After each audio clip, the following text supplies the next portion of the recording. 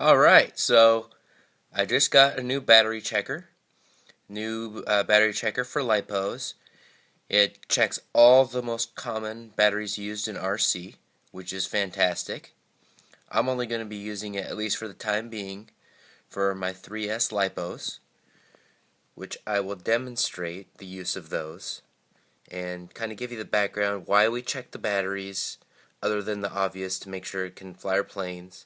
I'll get into why we need to maintain the lipos above a certain percentage, voltage, all that stuff. That will be coming up.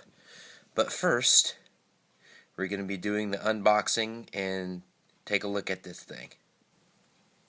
The first thing that I notice is that this thing is packaged really well.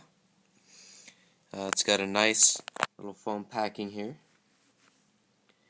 And so I already tested it before we went on camera, and it seems to be functioning properly.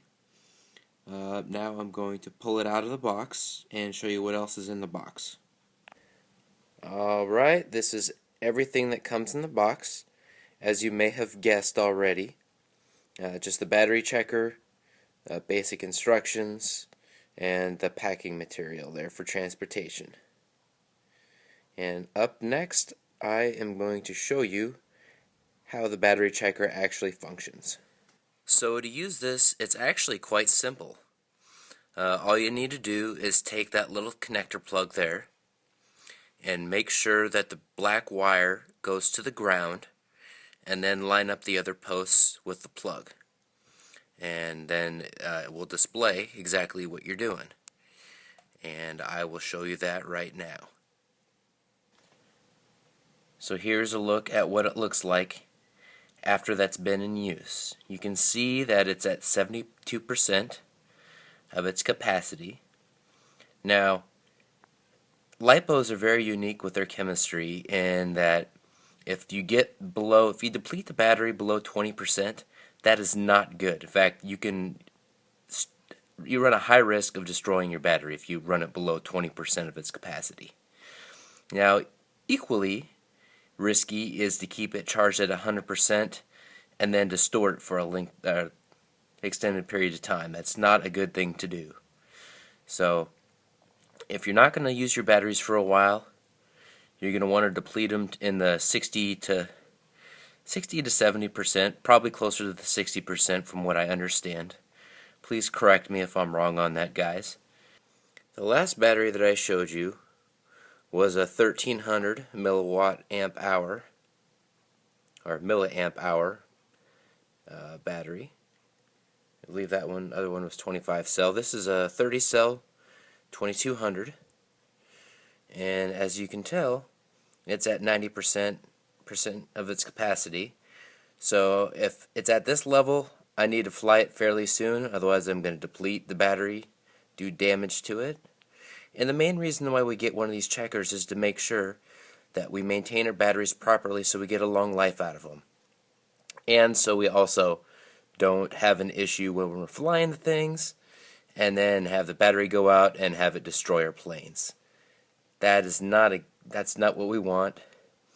Oh, and this is also not just for plane batteries. It will work for, at least I believe, it will also work for RC vehicles, other RC vehicles such as, your Traxxas trucks and whatever you like to do. Anything that runs on batteries, this can be a very, very useful tool. Up next is my other 1300 milliamp hour battery. One of these days I'll get that right. This is one of the batteries that I fly in my Wildcat, and as you can see, it's at 51% of its capacity. That's right around the range that it would be okay to store it for an extended period of time. Again, I'm not 100% sure what that range should be. I know it just should be kind of in the middle of the charge range. Definitely not at the low end and definitely not at the high end. Alright, so I'll show you my other 2200 battery, 3 cell. I'm not even going to try and say that last part. And here we go. Alright, and this one is in the 97% charged range, which means that I need to take this thing flying here shortly. I use these in my T28, so I'm going to fly my T28 here shortly, and so I'm going to probably wrap this here pretty quick. Except I'm going to show you briefly what I used to use before I got this to help maintain the life of my batteries. If you're a subscriber to my channel, which I recommend everybody become a subscriber of my channel, you may have seen me demonstrate this thing in the past when I had a really crazy voltage reading in one of the cells of one of my lipos, and I posted it and asked, what the heck is going on here? And turns out the battery was fine. My balance charger was just a little bit less than ideal, which appeared to be the problem. So what I did is I just flew my plane and bled off the voltage, and the battery has lived happily ever after since then. Alright, so this is going to conclude the unboxing and review of my Hyperion EOS Sentry Battery Checker. I hope you enjoyed it. Please comment, like, hopefully you won't dislike, but if you dislike it, go ahead and dislike it. That's just how it goes sometimes. And ask any questions you may have, and I'll do my best to answer them. Hope all is well. Take care, guys. Bye.